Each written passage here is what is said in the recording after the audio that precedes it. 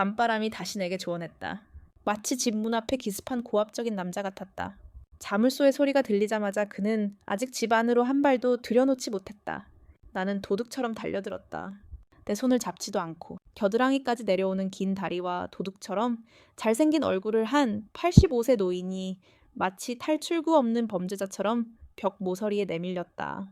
나는 등반 도구처럼 그의 허리를 두르고 위로 올라가 치명적인 키스를 하려 했다. 하지만 인생은 꿈만 같은 게 아니었다. 그 무정하고 잘생긴 남자는 마치 도움을 요청하는 듯 얼굴을 돌렸다. 그의 목소리는 냉장고 속보다 차가웠다. 편지를 받는 것은 내 첫 번째 손이었다. 나는 숨을 참고 심장에 찔리는 듯 했다. 가루 얼굴이 미소를 지었고 철조망 얼굴이 말했다. 그리고 투투에게 다시 한번 기회를 주었다. 이번에는 반드시 너를 다시 베어버리겠다. 단무지는 눈썹을 치켜 올리고 높은 전장에서 내려다보며 차갑게 말하며 술을 마셨다. 무슨 덕이 있어서 이렇게 덕이 있단 말인가. 위대한 투투러. 그만하고 각자의 길을 가자. 새 애인 찾는 건 나 귀찮게 하지 마. 아주 좋아. 아주 좋아. 방금 전까지만 해도 그를 만나지 못할 줄 알았는데 그 자식 때문에 화가 나서 그 모델을 쑤셔 넣고 싶을 정도였다. 도망치고 싶은 마음에 찾아봤더니 도망칠 길이 없더라고. 단무지와 나는 3년 동안 사귀었는데 그가 먼저 나를 쫓았다. 사실 단무지가 처음 고백했을 때 마음이 바뀌었다. 내 매력에 자신이 없었던 게 아니라 전 베이징 정부 엘리트 계층에 꽂힌 그 꽃은 보통 나와 한 걸음 거리에 있다는 것을 알았다. 기껏해야 몇 번의 비즈니스 파티에서 만난 게 전부였다. 내가 어떻게 그를 좋아할 수 있겠는가. 단무지는 내가 좋아하는 사람이었다. 너무 잘생겨서 군침이 돌았지만 연애 편지에도 두 사람은 서로 사랑해야 한다는 원칙이 있었다. 그래서 나는 자연스럽게 거절했다. 내 앞에 서 있는 사람은 엄숙한 설교자였다. 왜 그렇게 차갑고 무정한 걸까? 다시 이유를 물었다. 나는 웃음을 터뜨렸다. 친구들. 이 남자는 첫눈에 누군가에게 애지중지받고 있다는 것을 알았다. 아마 세상이 자기 중심으로 돌아간다고 생각하는 모양이었다. 하지만 나는 아니었다.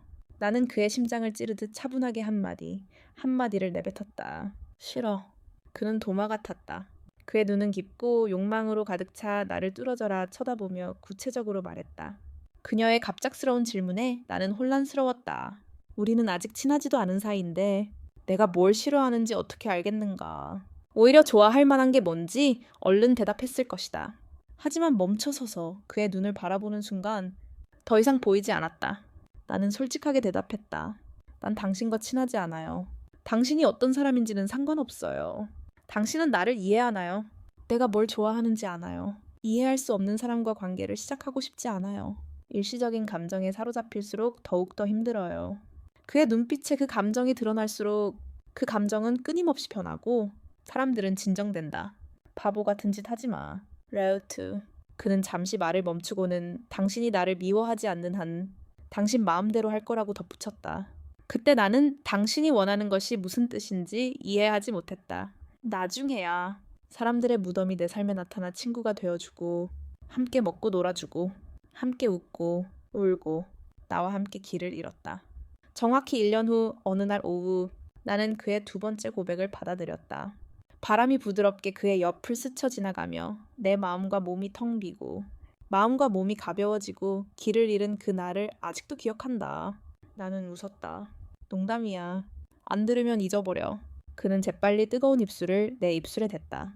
열정과 예의가 넘쳤고 그의 목소리는 쉰 듯하면서도 매혹적이었다. 리어트, 이제 너랑 잘 어울릴 기회도 없어. 우리가 함께한 3년 동안 단모사는 나에게 정말 잘해줬다. 오랜 절친이 눈을 몇 번이나 굴릴 정도로 나는 충격을 받아 슈슈 라고 말했다. 단모사에게 무슨 주문을 건 거지. 그렇게 많은 여자들이 그곳에 가고 싶어 했는데 그는 왜 그렇게 너를 사랑한 거지. 나는 멈춰서서 울다가 역까지 가서 놀고 싶을 정도였다. 누가 잘생기고 친절하고 인맥도 넓으라고 했나. 단모사의 욕망에 중독되어서인지 하루 종일 뭘 해야 할지 몰랐다. 처음에는 친구랑 놀느라 바빠서 생일을 놓쳤고 학기 첫날에는 다른 사람하고 영화 보러 가자고 글을 두고 갔어요. 계속 글을 맨 마지막에 두었는데 이런 일이 너무 많아서 몇 번이나 했는지조차 기억이 나지 않아요. 다만 제가 잘못할 때마다 그가 옳은 일을 하는 걸 괜찮게 여기면 마음이 누그러지고 제 머리를 비교하곤 했다는 게 기억나요. 저는 그를 웃게 하고 부드럽게 나중에 다시는 그러지 마 라고 말했어요. 그의 품에 안겨 고개를 끄덕일 때마다 그의 눈이 어디를 보고 있는지 분명히 알 수 있었죠. 상황은 점점 한계에 다다랐고 컵에 따분한 물방울이 모임에 있는 것 같았어요. 바흐가 2가지 도전 과제를 하게 했을 때 참가자 중 한 소녀가 자신의 비밀을 폭로하는 벌을 받았어요. 그리고 정말 영광스러웠죠. 선택받은 사람은 바로 저였어요. 바흐는 제 학교 친구였죠. 하지만 도안 모트를 알게 되면서 그에게 약간의 애정은 느꼈지만 그 이상은 아니었어요. 정확히 말하면 그의 외모에 살짝 반했던 것 같다. 도안 모트를 알게 된 후 내 친구는 박밖에 없었다. 그래서 그가 속삭이려고 몸을 기울였을 때 나도 매우 만족스러웠지만 피하지 않고 내 차례를 기다렸다. 그런데 갑자기 박의 속삭임이 마치 참을 수 없을 것 같은 목소리에 가로막혔다. 그 목소리는 너무나 익숙해서 더 이상 익숙할 수 없었다. 나는 고개를 돌렸다. 얼음처럼 차가운 도안모투의 얼굴을 마주하며 그가 왜 여기 나타났는지 여전히 궁금했다. 하지만 그가 반응하자 그는 등을 돌리고 떠났다. 그가 아무리 부주의해도 그에게서 분노가 치밀어 오르는 것이 느껴졌다. 나는 재빨리 자세를 바꿔 그의 10손가락이 얽히도록 만들고 싶었다. 하지만 그는 계속해서 내 손을 밀어냈다. 나는 그 압박감을 떨쳐내기 시작하며 어머, 너 그만해. 뭐 하고 싶은 거야? 라고 말했다. 도안모트는 자신의 손을 믿지 못하는 듯 찌르고 찌르는데 입술을 꾹 다물었다. 뭐 하고 싶은 거야? 레이투. 네가 뭘 원하는지 스스로에게 물어봐야지. 그렇게 말하며 그는 내 손에서 손가락을 떼고 성큼성큼 걸어가 떠났다. 나는 막연히 아무것도 이해하지 못했다. 그냥 친구들 모임일 뿐이지 재미로 하는 게 아니었어. 뭐가 잘못된 거지? 나는 그럴 기분이 아니었고 변해서 입을 열었고 헛소리만 가득했다. 무슨 말이야? 제대로 설명해봐. 나한테 무슨 짓을 한 거야? 무덤 속으로 발을 들여놓는 그의 눈빛은 마치 덜 사람이 되고 싶은 듯 차가웠다. 레투. 이제부터 네가 하고 싶은 대로 해. 나 도안모트. 물 따위는 신경 쓰지 않아. 왜인지는 모르겠지만 그 한마디에 숨이 막혔다. 등이 차가워지고 가슴이 찢어지는 것 같았다. 나는 쉰 목소리로 물었다. 무슨 말이야? 헤어지고 싶다고. 도안모트의 입술이 아무 말도 할 수 없는 듯 살짝 움직였다. 그의 시선은 나에게 고정되어 있었고 그는 나를 바라보았다. 나는 그가 화가 났는지 상심했는지 실망했는지 알 수 없었다. 너와 헤어지면 기본이지. 지는 것을 거부하지 않고 나는 쏘아붙였다. 헤어지자. 누가 신경이나 써. 그는 그렇게 많은 말을 했지만 왜 도안모투의 얼굴은 주변 공기를 얼릴 만큼 차가운데 더 차가워졌을까? 그의 눈은 나를 조각조각 찢어버리고 싶어 하는 듯했다. 오랜 시간이 지난 후 그의 목소리는 마치 지옥에서 온 것처럼 차가웠다. 라우트, 지금 너와 함께하게 되어 정말 미쳤어. 한 달도 지나지 않았는데 나는 싱글 라이프로 돌아가면 매우 행복할 것이라고 생각했다. 나는 단모트를 그렇게 많이 사랑하지 않는다고 생각했고 놓아주기 힘들 것이라고 생각했다. 하지만 한 달 후 나는 마치 몇 년을 살아온 것처럼 살았고 그는 잠을 잘 수 없었고 기억하지 못했다. 헤어진 후 처음 이틀 동안 나는 여전히 단모트가 평소처럼 나에게 오기를 바랐다. 나는 계속 기다리고 계속 기다렸고 그의 메시지를 받지 못했을 때 나는 한 사람의 사진을 받았다. 사진 속 루크 바흐와 나는 강의실에 있는 듯 아주 가까이 있었다. 기침을 하며 나는 황급히 소리쳤다. 이게 뭐야? 누가 이 사진을 합성한 거야? 쉬아라오는 장황한 척하고 있었어. 너와 루크 바흐, 진실을 말해줘. 나는 즉시 그녀의 말을 끊었다. 루크 바흐와 나는 완전히 결백했고 그런 짓을 한 적이 없었다. 확신이 선 후 쉬아라오는 분석하기 시작했다. 이 남자는 우연히 나를 위해 흑인 남자와 결혼한 내 친구였다. 이전 이야기와 일치하는 것은 무덤, 그리고 방 안의 백록색 물체의 시점이 서로 키스하고 있을 가능성이 있는가 하는 것이다. 나는 10명의 사람들의 위치를 보았는데 10명이 큰 플러스 근처에 서 있는 것 같았다. 하지만 그날 무덤은 문에서 듣고 있었다. 그는 어떻게 그렇게 화가 났을까? 떠난 사람과 친분이 있었고 사람들에게 상처를 주는 말을 했을 수 있을까? 하지만 나는 순진하게 그가 바람을 피우고 있다고 생각했고 내가 그를 토끼로 알아봤음에 틀림없다는 것을 깨달았다. 나온 사람의 마음속에는 그저 운이 좋았을 뿐이었다. 진실을 알고 난 후 내 첫 반응은 바로 그를 찾는 것이었다. 주소를 불러도 받지 않았고 문자를 보내도 받지 않았다. 포기하고 그의 집으로 달려가는 수밖에 없었다. 그는 다시 그를 찾고 있었고 모든 연락을 끊고 싶어 했다. 나는 입을 열어 설명하려고 했지만 스프링은 아무런 조사도 하지 않았다. 사실 그를 맞이한 날 나는 수녀와 함께 그 가게에 가서 감시 카메라를 확인했다. 안타깝게도 그곳은 사각지대에 있어서 아무것도 녹화할 수 없었다. 그래서 요즘 나와 수녀는 키스를 하러 온 사람들을 찾는 일을 한다. 다른 각도에서 볼 수 있는 사람이 있는지. 어쩌면 릭바흐와 우리가 키스한 게 아닐지도 모른다. 그저 오해의 소지가 있는 각도였을 뿐이다. 그의 발자취를 찾아야 하고 그 사람도 찾아야 한다. 이제 바람의 방향이 바뀌었고 그 사적 무덤의 심장을 되찾을 방법을 찾을 수 있을 만큼 충분해졌다. 장례를 위한 부름에 따라 따라야 할 계획의 첫걸음. 그에게 씨앗을 가져다가 가르치래. 그래서 지금 요리하기 쉬운 압력솥 몇 개를 열고 있는데 제산법이 끝난 개인 무덤에 부엌에 충분히 비축해 두었다. 이름에서 알 수 있듯이 나는 똑똑하고 이모에게 배우고 연습도 하지만 바퀴벌레 알을 만든다고 해도 손이 아깝다. 먹이 없는 호랑이처럼 우유를 쏟아붓고 눈앞에 펼쳐진 행운의 현실을 바라보니 절망에 빠졌다. 포기하고 싶은 순간이 있었다. 몸을 조각하는 게 뭐가 잘못됐는지, 왜 남자가 필요한 건지. 수화기 너머의 사오다오가 황급히 환호했다. 천천히 가. 어서. 무덤의 네 번째 부분을 놓치렴. 나중에 후회하게 될 거야. 무덤의 네 번째 부분을 잃을지도 모른다는 생각만 해도 내 영혼은 날카로운 고통으로 다시 한번 도전했다. 그저 요리하는 것뿐인데 내게 무슨 문제가 있는 거지. 내 걸작을 맛보는 것 같아. 아직 세 줄도 상자에 담지 않았어. 그의 마음을 붙잡는다는 말은 하지 마. 분명 그를 조금 원해. 뭘 해야 할지 알고 먼저 갔는데 문 앞에 놀란 표정으로 서 있던 무덤의 네 번째 부분과 우연히 부딪혔어. 난 극도로 당황했어. 조용히 그를 유혹하는 요정이 되려고 했는데 이제 어쩔 수 없이 시중을 들어야 했어. 무덤의 네 번째 부분, 몇 마디를 눌렀어. 나중에 내 집에 있을 거야. 그리고 또 그의 목소리는 차가웠어. 누가 내 물건을 만지게 했니? 정말 미운 남자야. 사람을 상처 입히는 법을 잘 알아. 난 억지로 참았어. 그냥 그를 쫓는 계획을 실행했을 뿐이야. 약간의 패배감 뿐이야. 하지만 걱정하지 마. 내가 처음 하는 일이고 아직 경험이 부족해. 내일 네가 돌아오면 맛있는 식사를 할 수 있을 거라고 장담할게. 자신감은 넘쳤지만 마음속으로는 걱정이 가득했어. 개인 구역의 무덤은 온전한 마음을 체험할 수 없었고 뒤 자커트위기와 코어집을 직접 바꾸었습니다. 날씨가 좋았고 마침내 괜찮은 결과를 얻었습니다. 옛말이 퍼진 날 요리할 줄 모르면 편하게 국수 요리를 하라는 말이 있었습니다. 쉽지 않은 것 같았고 국수는 지저분했고 구역은 형편없었습니다. 결과는 기대 이상이었고 국수는 기준에 미치지 못했고 그 사람은 다시 바뀌었습니다. 저는 너무 걱정하고 너무 걱정했고 내일은 성공해야 한다고 스스로를 격려했습니다. 일은 실망시키지 않았고 셋째 날 마침내 먹을 수 있다고 불리는 신맛이 나는 국수 한 그릇을 얻었습니다. 저는 기대에 부풀어 손의 반응에 비해 그 사람이라는 사람은 밖에 있는 뚜이 자코를 돌아볼 수도 없었습니다. 저는 개입니다. 변화는 변화라고 말했습니다. 저는 제 자신이 불쌍해서 노인에게 화상통화를 요청했지만 소용없었습니다.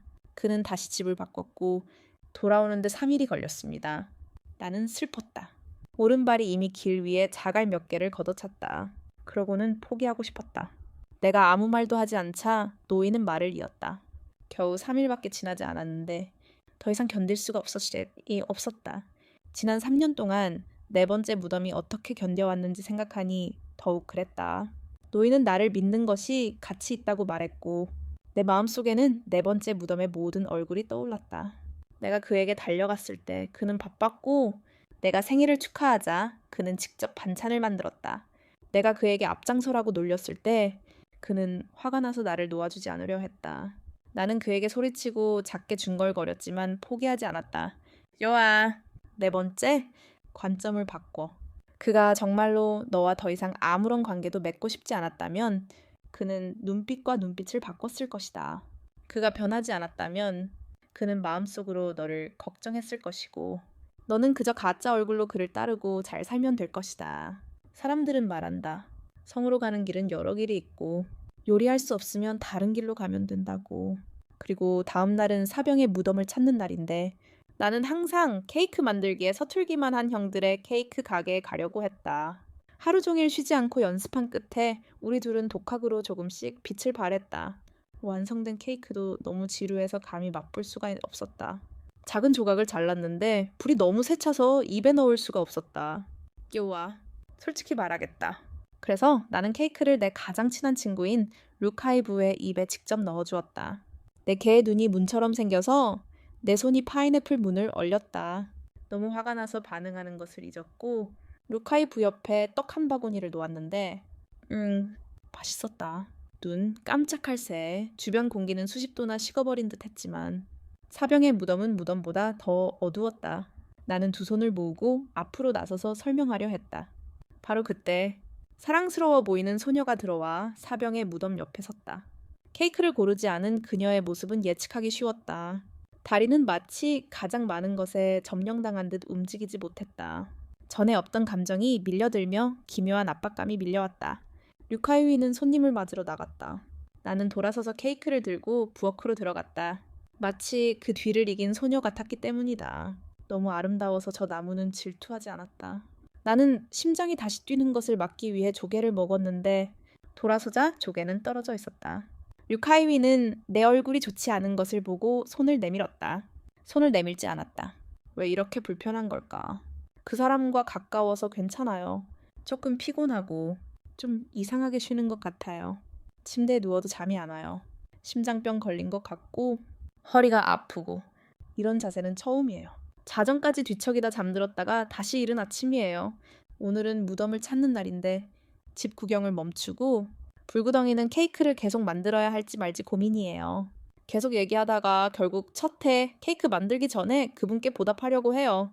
다른 극도 진지하게 작업하고 있고 완성된 작품도 아주 좋아요. 여기 있는 제 작품을 보고 기분이 좋고 그림자가 어제 케이크 만드는 장면을 떠올리고 주사를 놓친 것 같아요. 맞아요. 올해 생일인데 당신 곁에는 아름다운 사람이 있어요. 당신이 집에 없어서 오늘 밤 케이크를 가져오지 못할 때 저는 당신을 사랑해요. 그런 이유는 누구나 여러 가지가 있어요. 보여서는 안 될 것을 보는 것과 다른 사람들에게 주목받는 것 모두요. 나는 그의 집 앞에 서서 손으로 숫자를 입력했지만 시스템은 잘못된 것을 피곤하다고 보고했습니다. 제 손이 아까 미끄러졌던 것 같아.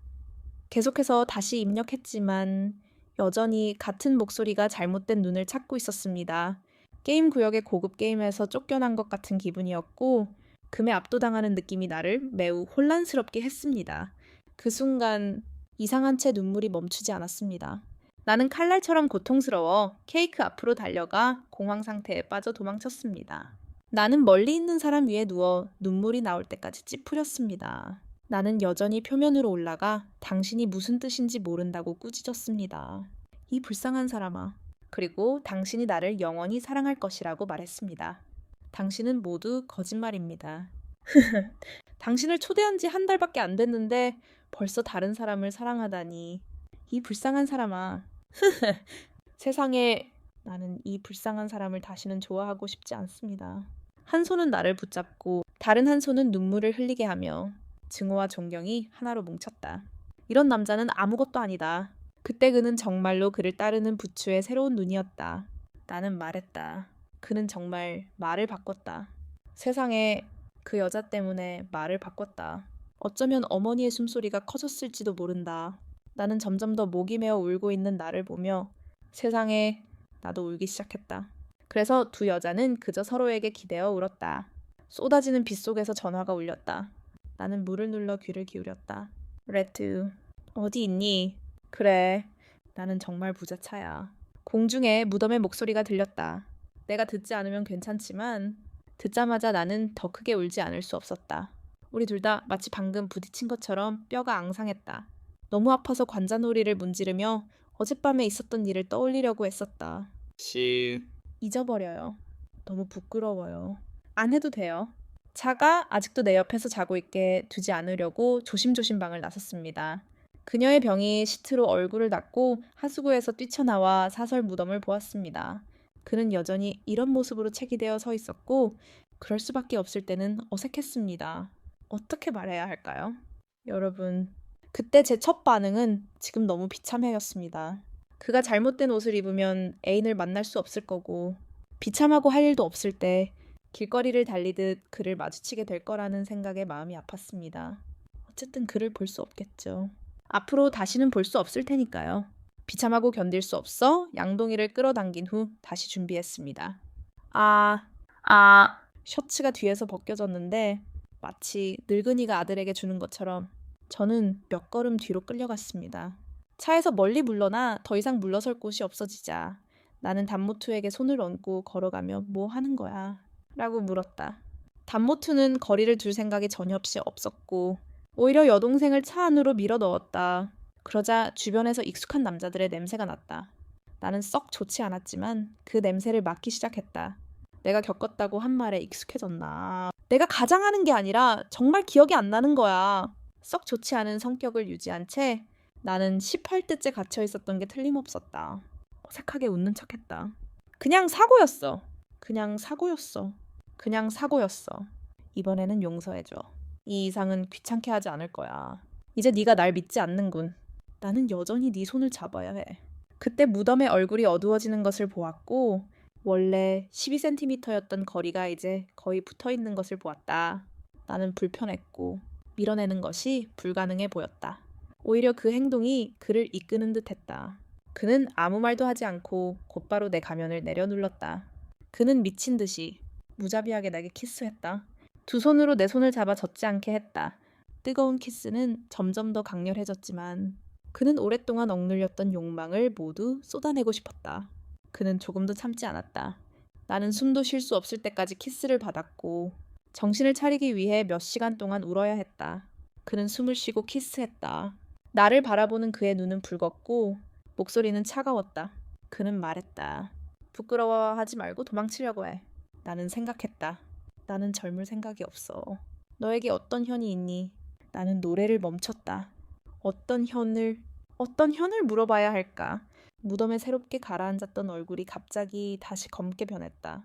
그는 휴대폰을 꺼내 녹음 파일을 열었다. 이 자식아, 나중에 다른 사람을 사랑하면 돼. 너와 시를 교환하고 싶다고 했는데 그 후 나를 얻지 못하고 다른 사람에게 갔어. 넌 이미 주인이 있는데 시를 무엇과 교환할 수 있겠어. 둘째, 먼저 결혼하자. 그 다음 네가 천천히 나와 시를 교환하면 성공 확률이 높아져. 구멍이 있을까? 하지만 내 사랑 당장 그 안으로 기어 들어가고 싶어. 마을 밑바닥에서도 알아들을 수 없었던 말이 이렇게 풀렸는데 내가 아직 살아갈 수 있을까? 당장 주지 마. 한동안은 창피할 거야. 나중에 편지를 받아. 내가 그 말을 넣을 거야. 나는 따뜻하게 중얼거렸다. 세 번째 사람이 되고 싶지 않아. 무덤은 작은 슈퍼, 운걸거림이 불행하고 내게 지루하다는 것을 즉시 들었다. 너무 상처받아서 반사적으로 목소리를 높였다. 그게 그의 성이었다. 하루 종일 무슨 생각을 했어. 나중에 다른 사람들과 친밀해지는 사이에 내가 너와 같다고 생각했어. 이제 나와 은이 네가 보는 것과 다르다는 것을 분명히 설명해야 해. 그렇게 말하고 나서 예전의 나를 보여주려고 전화기를 켰다. 너는 친구의 바람. 네가 잠깐만 시간을 달라고 부탁할 때면 그 모든 장면은 문이 나와 은을 잡도록 하기 위한 것이었다. 그 각도에서 보면 나와 은은 완전히 무고해. 강경파는 두 나라 사이의 사랑을 분명하게 설명해 주었다. 나는 곧바로 두려움을 느꼈고 더 강하게 말했다. 보세요. 저와 그가 키스하지 않았다는 증거가 분명합니다. 오해했습니다. 장난치세요. 이 남자는 또 나에게 지루해하고 있습니다.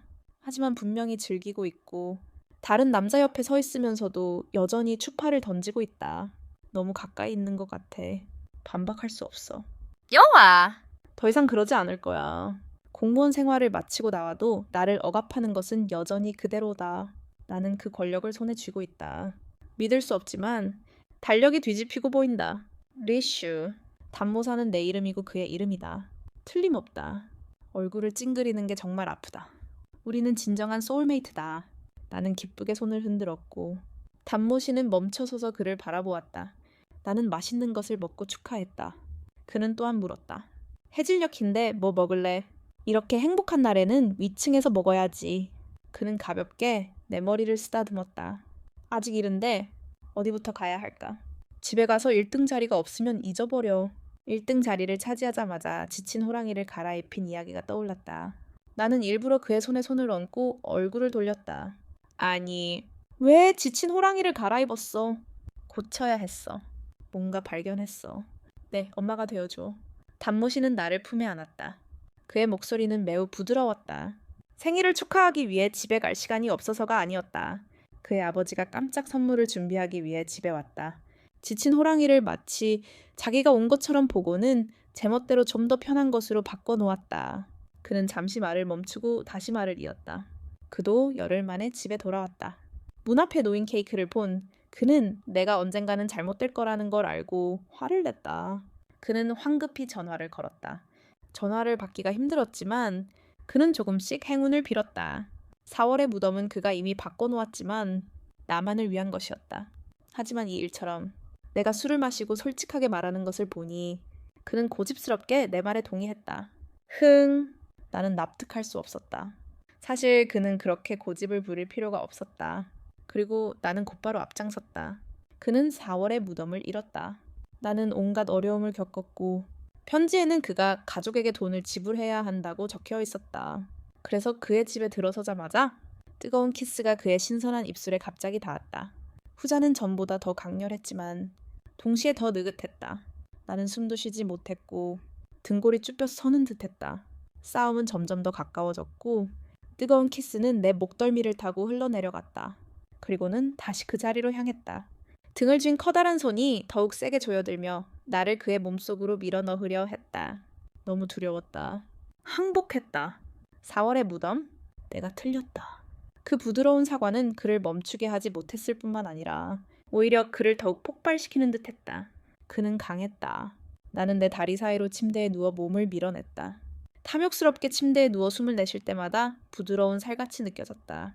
그의 눈은 욕망으로 가득 차 있었다. 그의 커다란 손은 내 몸의 모든 옷을 벗겼다. 그의 눈앞에 펼쳐진 아름다운 광경은 그 남자의 마지막 의지를 완전히 무너뜨렸고 그의 깊은 눈은 키스를 하고 불길로 타올랐다. 손의 감촉은 마치 기름과 불을 붓는 것 같았다. 그는 자신을 통제할 수 없었고 그의 몸은 열정적으로 내게 밀착했다. 나는 빗물과 바지에 매료되어 앞뒤로 굴렀다. 욕망이 사라질 때까지? 방금 만족했던 남자는 미소를 지으며 나를 바라보았다. 이것이 네가 치러야 할 대가다. 나는 그의 다리에 숨어 다리를 끌어올려 얼굴을 붉혔고 내 질은 약하고 국수처럼 부드러웠고 그는 나를 가지고 놀았다. 단모는 더욱 미소를 지으며 힘든 오후의 절반을 도와주었다. 앞으로 네가 제대로 말하지 못한다면 나는 매일 너를 망설임 없이 처벌할 것이다. 이런 말들은 무슨 소리인가. 냄비 같은 고독함. 정말 가짜이고 안에는 정욕으로 가득 찬 짐승이 있다. 나는 얼굴이 붉어지고 너무 오래 붙잡고 다리 속으로 기어들어가 더 이상 그를 보지 않았다. 내가 청소를 마치고 다른 방으로 갔을 때 도안모트는 그에게 키스하기 위해 내가 만든 케이크를 꺼냈다. 나는 약간 짜증이 났다. 왜 그는 키스한 후 한 입만 먹었을까? 결혼식이 끝났을 때 도안모트는 이미 내 앞에서 케이크 한 조각을 자르고 있어 훨씬 편안했다. 나는 이전에 키스하고 남은 케이크를 먹었지만 나중에 키스하기 위해 남겨진 케이크는 올빼미만큼 맛있지 않았다. 짜증났어요. 가짜 바람은 맛있었는데 제가 와서 조금만 먹었는데 오늘 맛이 완전히 바뀌었어요. 나중에 먹고 싶으면 괜찮지 않니? 도안뿌년. 정말 똑똑한 남자야. 알았어. 인정해. 이 도안뿌년. 내 마음을 좋아해서 다 깨지면 녹아버릴 거야. 전에는 무덤에 대해 그렇게 진지하지 않았는데 3년을 함께한 후에 양측 어머니 네 분을 소개하게 됐어요. 하지만 지금은 먹을 수가 없어요. 식탁에 앉아서 음식 걱정을 하고 있어요. 네, 어머니께 이별 사실을 말씀드린 적이 없어서 당연히 저에 대해 잘 모르시겠죠. 하지만 제가 그렇게 믿는다면 무덤의 네 어머니께 어떻게 설명해야 할까요? 방금 의부사들을 정말 사랑한다는 걸 알게 되었고 헤어진 후 바로 재혼하고 싶었고 심지어 혼인신고까지 빨리 했어요. 신이시여. 아이를 낳으면 이 일을 책임져 주세요. 살아갈 길이 다한 것 같았고 어떻게 해야 할지 고민했지만 먹고 나서는 완전히 마음이 편해져서 더 이상 나눌 수가 없었습니다.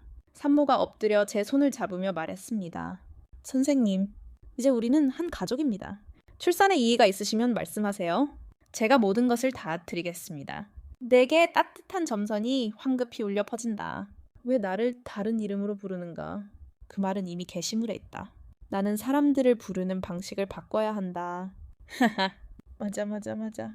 레이블 봐. 우리 엄마가 온 가족을 채울 거야. 결혼식에 대한 특별한 요청도 없어서 모두 해변에서 작은 예식을 올리기로 했다. 친척과 가까운 친구들만 초대하고 장소는 나와 도안모가 스스로 정하기로 했다. 결혼식 날짜는 국가의 기쁨을 위해서도 그리고 장로들의 좋은 달을 보는 미국 관습을 따르지 않기 위해서도 적절한 국경일을 정하기로 했다. 집에 돌아와서 어쩔 수 없이 그것을 버리고 마음속으로 귀를 기울였다. 부모님께 우리 임기 동안에 일을 말하지 않았지. 도안모투가 더 이상 나보다 더 지배적이지 않게 되었고 그 문제는 중요하다. 아주 좋은 도안모투. 맞아. 내가 중요하지 않으니까 도안모투는 언급할 가치가 없잖아. 내 얼굴은 어두워졌고 말투는 불쾌했지만 사실 그다지 중요하지 않았다. 그는 내 목소리가 조금 낮아진 것을 알아차리고서야 일을 멈추고 말을 이어갔다. 우리가 다시 만날 거라고 확신했기에 굳이 말할 필요가 없었기 때문이다. 나는 고개를 돌려 그를 바라보며 곧바로 물었다. 하지만 그는 이제부터 내가 무엇을 하든 자신과는 상관없다고 말했다. 화난 말이란 게 무슨 뜻인지 알 수 없었다. 도안모투는 어쩔 수 없이 말을 이었다. 그가 더 이상 주도권을 쥐도록 내버려 두지 않았다. 우리 집안은 워낙 자연스럽다. 나는 여전히 뭔가 말하고 싶었지만 이미 누군가 내 입을 막고 있었다. 그가 손을 놓았을 때 나는 숨이 막혔다. 사실 며칠이 사람들을 행복하게 만들지는 모르겠지만 분명 나에게 도움이 될 것이다. 호흡 능력을 향상시키고 싶은 자매들에게 진심으로 누군가를 사랑해보라고 권하고 싶다. 모든 면에서 그 효과를 볼 수 있고 무엇보다 화장실에 가는 것보다 경제적이라는 것을 영어 이유를 마친 직후 양쪽의 4명의 어머니 사람들은 다시 모여서 목숨을 만회했습니다. 그 차 엔삼을 들어보세요. 모이지 않으면 친구를 잃게 될 것입니다. 나는 가장 뜨거운 전류의 3층에 바로 노래방이 있는 곳을 예약했는데 그것은 확실히 그들에게 어울릴 것입니다. 저와 신선한 무덤은 개인실에 들어가기 위해 문을 채웠고 사람들은 이미 참석했습니다. 향기가 내리기 전에 첫 번째 사람이 이미 저를 축하했습니다. 두 번째 단계는 보통 참석하지 않았지만 매우 좋았습니다. 그냥 도망쳤지만 이것은 두 사람을 위한 축하였습니다. 지지하든 안 하든 직접 하십시오. 아주 좋았습니다. 너무 형식적이지 않았습니다. 저와 신선한 무덤은 서로를 핥았습니다. 송곳은 매우 자립적이었고 장면은 깨끗했습니다. 물론 방금 첫 번째 장면은 너무 관대했고 지금은 너무 어지러워요. 모두가 10개의 무덤방을 가야 했는데 누가 견딜 수 있겠습니까? 나는 1000명의 사람들을 소파에 앉혔다. 내 머릿속은 술로 가득했고 얼굴은 술로 가득했다. 거의 의식을 잃을 뻔했을 때 누군가 따뜻한 물 한 잔을 내 입술에 가져다 주었다. 익숙한 목소리로 입을 벌려 해독제라는 문구가 들렸다. 나는 입을 완전히 내렸지만 너무 빨리 마셔서 깨끗해졌고 기침을 하며 사용하려고 했다. 2개의 큰 손이 즉시 내 등을 두드렸고 한참 후 나는 정상적으로 숨을 쉬었다. 약의 효과를 기억했는지 나는 곧바로 마음이 움직이고 영혼이 뒤섞이는 것을 느꼈다. 그리고 나는 일련의 부끄러운 짓들을 하기 시작했다. 도안모타오이가 컵을 내려놓을 때 나는 갑자기 일어섰다. 누구의 검은 밧줄에 내 발이 걸려있는지도 몰랐고 내 삶은 끝나가고 있었다. 그는 깜짝 놀랐고 나는 그에게 가르쳤다. 겨우 절반쯤 되었을 때 나는 일련의 노래를 부르기 시작했다. 모두 마지못해 내 손에 마이크를 쥐어주었다. 내가 노래를 잘 부르면 V10에도 많은 공헌을 할 수 있을 텐데 하지만 그때는 존경심이 아니라 다이하, 흐엉, 동루, 토이 트로이 사오, 팟다우 같은 노래도 좋아했습니다. 정말 500년 더 살고 싶었습니다. 이 세상에 후회가 있다면 VTN에 다 써버릴 겁니다. 저는 어두운 얼굴만 하고 있었는데 맞은편 여자의 대화 영상을 보고 당황해서 물었습니다. 무슨 말씀이세요?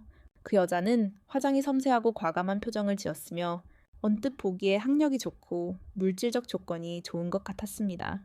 그녀는 삐죽삐죽한 입술을 벌리고 있었고 목소리는 매춘부 같았으며 무덤에 들어갈 자격이 없었습니다. 그녀가 이렇게 말했다면 정말 흥미로웠을 겁니다. 내 입술이 실룩거리고 희미한 미소가 나타났습니다. 누가 그렇게 행복했는지 이제 알겠죠. 그녀는 내가 그렇게 침착할 줄은 몰랐고 잠시 숨이 막혔다가 다시 유혹했습니다. 그녀는 더 이상한 입장으로 바뀌었다. 무덤과 나는 마치 서로에게 소원을 빌어주는 사다리 같았다. 함께 유학을 하고 함께 밥을 먹고 함께 산책을 했다. 부모님이 함께 먹고 마시다가 회사를 물려받으러 집에 돌아오지 않았더라면 내 나이에도 함께였을 것이다. 그녀는 어둡게 말했고 목소리는 불안했다. 나는 무덤이 너무 많아. 몰래 마음을 녹이며 자성회에 가야 한다고 말했다. 나는 여전히 미소를 지었고 그는 정말 멍하니 있었다. 그렇게 친했는데도 아직 만나지 못했으니 그녀는 아직 기회가 있다고 생각했다. 그때 내가 바쁘지 않아서 같이 밥을 먹을 수 없었다면 어떻게 힘을 달라고 했겠는가. 그녀는 원래 태도를 유지하지 못했고 목소리에는 분노가 가득했다. 나는 그녀가 전에 무엇을 했는지 알고 있었다. 그녀는 무덤을 먹는 것을 좋아하지 않았다. 나는 그녀에게 우리 가족의 조건을 말했고 그것을 충족시키려고 노력했다. 그녀가 이혼하기만 하면 그녀는 어떤 일에서든 힘을 풀 수 있을 것이다. 그리고 또 그녀는 무리한 요구를 했습니다. 당가는 명문가였으니까요. 그들의 체면을 시험해보죠.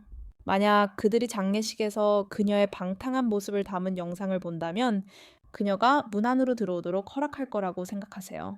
만약 그 영상이 기자들에게 전해진다면 러가와 단가가 어떤 표정을 지을지 짐작해보세요. 결국 트럼프 카드가 여기 있었습니다. 요아! 함께 죽겠습니다. 나는 붐비고 넓고 부드러운 척하며 황급히 말했습니다. 하지 마세요. 류자수, 둘이서만 이야기할 수 있습니다. 아니나 다를까. 류엔이라는 사람은 승리의 표정으로 긴장을 풀고 자신있게 미소 지으며 류자수에게 가도 괜찮다고 말했습니다. 조건이 있다면 말만 하세요. 꼭 승낙하겠습니다. 잠시 생각에 잠긴 척. 어려운 척을 하다가는 더 이상 예의 바르지 않게 될 겁니다. 류자수도 내가 잘 먹고 잘생겨지는 것에 익숙하다는 것을 알고 있습니다. 돈이 없으면 움직이지 않을 겁니다. 영어하지만 돈이 조금 있으면 부모님이 재정 관리를 정말 못하셔. 아니면 조금만 달라고 하면 생각할 수 있어. 돈의 몸을 파는 사람의 생생한 이미지 때문에 돈의 몸을 파는 사람처럼 손을 내밀어주는 제스처를 취했습니다. 류야는 즉시 무너졌습니다. 없어졌어요. 얼마예요? 5단어면 충분해요. 고개를 저었습니다. 제발 그러지 마세요. 여전히 고개를 저었습니다. 2천만 류야는 조금 미안했지만 그만큼이면 꽤 많이 썼을 겁니다. 저는 최근에 그녀를 계속 도발했습니다. 저는 매년 2천만으로는 머리가 될 수 없는 사람을 눈여겨보고 있습니다. 적어도 이 정도는 부인? 얼마예요? 류야는 경로하며 테이블을 두드렸습니다. 10억 라우트. 당신은 정말 오만합니다. 당신이 누구라고 생각하십니까? 당신 자신을 보세요. 뼈와 10억은 강합니다. 나는 어깨를 으쓱하며 어쩔 줄 몰라 했다. 류자수, 내가 자격이 있는지 없는지가 문제가 아니라 네 마음속에 있는 단모자를 향한 사랑이 억만장자라는 거야. 라오트, 넌 정말 농담을 잘하잖아. 내가 음악에게 말했는데 내 기억이 맞다면 네가 자격을 갖춘 사람이었어.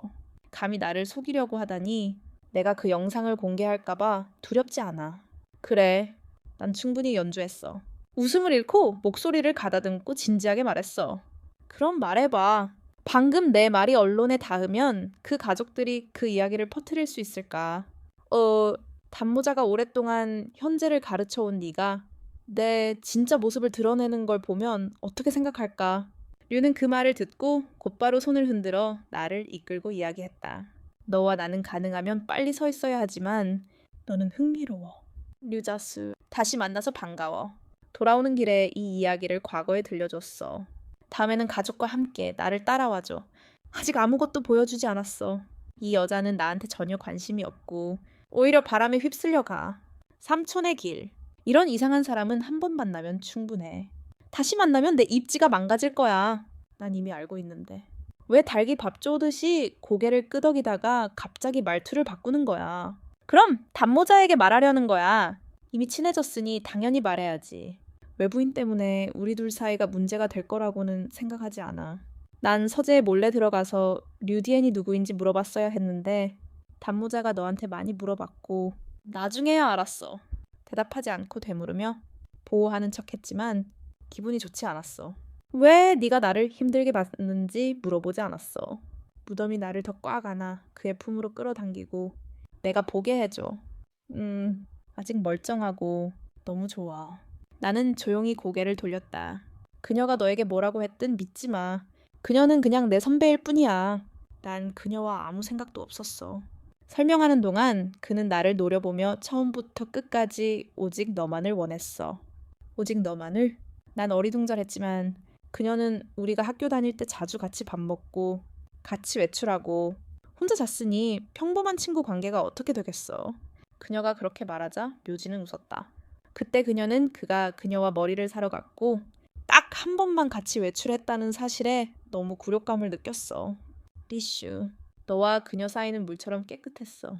난 끝까지 놀았는데 왜 그녀에 대해 말해주지 않았어. 사람은 중요하지 않아. 넌 어떡해. 그래, 네가 말하면 난 아마 더 속상할 거야. 망설이다가 그냥 이야기를 요약해서 다시 들려줄 뿐이야. 그 말을 한 후 단무지의 표정은 돌처럼 굳어지고 어두워졌어. 그의 목소리는 차가웠어. 이 일은 내가 처리할게. 더 이상 날 귀찮게 하지 마. 여아. 원래는 관리하고 싶지 않았어. 누가 뭐라든 하고 싶은 대로 하면 내가 아무것도 할 수 없으니까. 일어서서 나가려고 했는데 월급이 꽉 묶여 있어서 도저히 참을 수가 없었어. 고개를 돌려보니 단무지가 아기가 가득한 눈으로 나를 쳐다보고 있었어. 오늘 내가 행복하지 않으면 벌을 받아야지.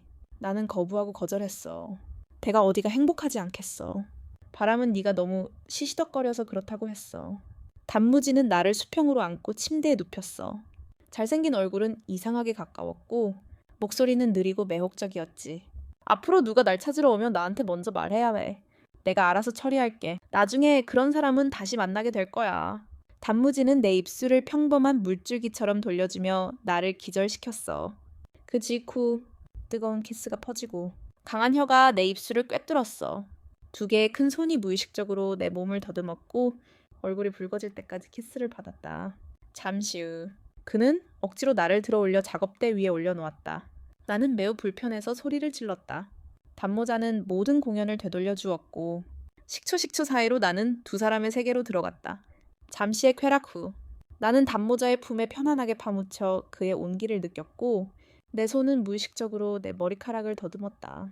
나는 솜처럼 부드러운 머리카락을 더듬었고 모자는 즐겼다. 끝나고 나서 그는 너무 부드러워서 믿을 수 없었다. 네가 나를 그렇게 좋아하고 네가 갑자기 그렇게 묻자 단모자는 내 손에 손을 얹고 머리카락을 더듬었다. 하지만 이제 네가 묻지 않았지만 이제 네가 정말로 알고 싶어. 말해. 그의 선생님은 대답하지 않았고 나는 놀리기 시작했다. 말해. 정말 알고 싶어. 남편. 단모자는 몸을 꼿꼿이 세우고 눈을 번쩍 뜨더니 그런 형체의 남자가 계속해서 한 방 더 괴롭혔다. 그런 위력이라면 그런 형체에 가까이 가지 않는 게 시간 낭비일 것이다. 길고 부드러운 신문 끝에 나는 마침내 단모자에게서 한 방을 얻어냈다. 나는 몹시 후회했다. 그의 가슴을 내 손으로 채워야 할 것 같았다. 또한 지금까지 이런 것들만 알고 있었기에 더욱 후회스러웠다. 단모자는 어렸을 때부터 집안이 그렇게 차갑지 않았다. 어렸을 때는 조용하고 내성적이었다. 잘생겼지만 키가 작다는 이유로 초등학교 3학년 때 남자아이들에게 괴롭힘을 당했다. 당시 단모자는 지금처럼 성숙하지 못했고 어머니는 회복기에 접어들어 매일 늦게까지 외출하며 아들에게 문제가 있다는 것을 모른 척했다. 어머니의 반대 없이 단모자는 관리가 바이낙에 대해 하는 말을 들을 수밖에 없었다. 그것은 그의 인생에서 가장 어두운 시간이었습니다. 그는 종종 옷장에 혼자 숨어 있었고 때로는 하루 종일 숨어 있었습니다. 그는 옷장이 그에게 안정감을 주었다고 말했습니다. 그 전에 3학년 2학기에 저는 그 학교로 전학했습니다. 그날 저는 쓰레기통을 비우려고 당직을 서고 있었는데 우연히 단모자가 바이낙인 것을 보았습니다. 그때 제가 왜 그렇게 용감했는지 모르겠습니다. 저는 다른 모든 학생들을 혼자서 바꿨습니다. 단모자와 저는 점점 더 친밀해졌습니다. 결국 우리 둘 다 그 무리에게 막혔고 우리 둘 다 복수하고 싶었습니다. 그날의 싸움은 매우 격렬했지만 저는 그 아이들을 물렸고 학교 학부모에게 보고했습니다. 나중에 공무원과 단모자의 부모는 그가 바이낙인 것을 알게 되었고 학교도 진지하게 협력했고 아이들과 학교 학부모 모두 상황을 받아들였습니다. 무덤의 심리적 건강을 지키려는 듯 부모님은 여전히 그의 전학을 허락했습니다. 아들도 3살에 학교를 마치고 이사를 가면서 전학을 가야 했습니다. 그 후로 오랫동안 무덤을 보지 못해 이사를 가야 했습니다. 무덤이 항상 저를 찾는다는 소문을 들었지만 소용없었습니다. 전국에 같은 이름을 가진 사람들이 너무 많았고 저는 정해진 거처도 없이 이사를 하려고 애썼습니다. 나중에 파티에서 우연히 누군가 저를 부르는 소리를 듣고 정보를 기다리다가 마침내 저를 찾아냈습니다. 그 후로 저는 파티에서 그를 만나려고 노력하기 시작했고 한 번 만난 후 제게 어떤 인상이 남았습니다. 그때 그가 처음으로 사랑을 고백하고 저에게 거절당했습니다. 그의 이야기를 듣고 마음이 아팠습니다. 마음이 아프고 후회스러웠습니다. 제가 너무 나빴습니다. 우리가 사랑했을 때 저는 종종 그를 괴롭혔습니다. 무슨 말을 해야 할지 몰랐지만 어디서부터 시작해야 할지 몰랐습니다. 나는 그의 허리에 발을 감았습니다. 그는 너무 꽉 조여 있었고 그의 목소리는 굵었고 사과했습니다. 그는 내 머리를 쓰다듬으며 고개를 끄덕였습니다. 당신이 아니었다면 나는 어떨지 몰랐을 겁니다. 고맙고 사과해야겠어요. 하지만 당신은 나에게 잘해주지 않아요. 나는 중얼거렸습니다. 당신이 나를 보호하기 위해 일어선 순간부터 당신은 나에게 할 수 있는 모든 것을 주었습니다. 한마디도 하지 않은 나의 하나하나는 그를 더욱 꽉 조였습니다. 오랜 시간이 흐른 후 나는 목소리를 높여 말했습니다. 사랑해. 우리는 평생 함께 해야 해. 무덤의 눈은 내게 사랑을 주었고 그것을 간직했습니다. 살짝 내 입술에 키스를 하고 편지를 받아들었습니다. 나도 당신을 사랑해. 당신이 생각하는 것보다 더 스토리가 끝났습니다. 들어주셔서 감사합니다. 흥미로우셨다면 구독과 좋아요를 눌러주세요. 좋은 하루 보내세요.